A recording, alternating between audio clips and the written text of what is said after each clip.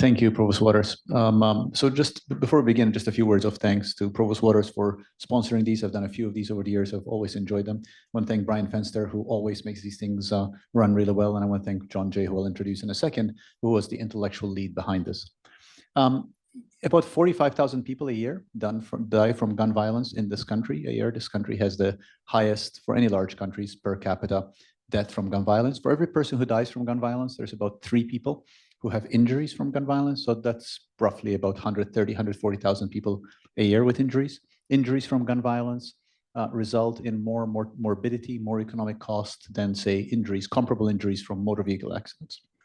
Gun violence has resulted in more deaths in this country over the past more or less 3-4 years than motor vehicle accidents. And for many of the younger age groups, it is now the leading cause of death. There are enormous gaps in disparities in gun violence deaths and injuries. Young Black men, for example, have a 6-fold greater risk of dying from gun violence than do all other sort of combinations, permutations of identities, racial and ethnic groups. Gun violence has been a bit of a third rail in American politics for many decades. And as a result, science on gun violence languished for many years. In 2016, we hosted at the School of Public Health here at Boston University a symposium about sort of trying to catalyze a research agenda in the area. The symposium was hosted entirely coincidentally the week after Donald Trump was elected president. So it was perhaps an inauspicious time, or perhaps it was an auspicious time. It was a time when I think there was tremendous frustration with the fact that there had not been movement on this issue for many years. We wrote a series of papers, including one of them talking about the lost generation of researchers, that there actually had not been enough research on this topic that was killing and injuring so many Americans over many decades. We are now at a different point in the story about thinking about gun violence. We actually, for anybody who's interested, presumably you are since you're in this area, we're actually at the School of Public Health hosting one of our public health conversations, which is an online symposium on gun violence next week. Completely coincidentally, the two events coincided. That builds on a consensus report published by the Association of Schools and Programs of Public Health, which is all the schools and programs of public health in the country. I chaired that consensus report, and actually now has a report for action from all the schools and programs of public health. That is a dramatic departure from when we were at 2015, 2016, when essentially there was actually nothing happening on this.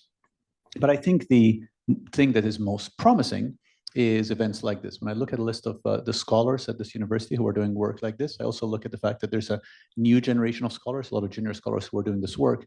I actually feel like we are looking at a time when the scholarship on gun violence is getting better and better, which will lead to action, which will lead to saving people's lives, which will lead to improving the health of populations, which I think is largely what we should be doing. I think as a university, our role is to generate scholarship, generate ideas, and to have that create a better world. And I'm really, really excited to be part of a university that does this. I will point out, and then I'll stop talking, is that when we initially were pushing on this topic in 2015, 2016, 2017, what at the time was a very powerful lobbying group, now it's lost much less power, the National Rifle Association, twice targeted me and the School of Public Health in very visible ways, who were sort of all over social media.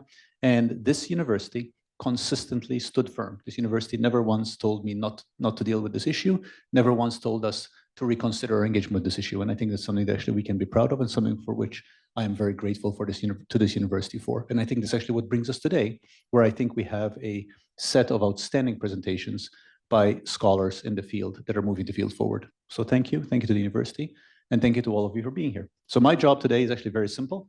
I am simply going to introduce people one-liner and roughly hoping that people stay on time, and introduce the next person. And I will start with Professor John Jay, who's a professor in our Department of Community Health Sciences, who, as I mentioned earlier, was also the intellectual lead behind this. Professor Jay.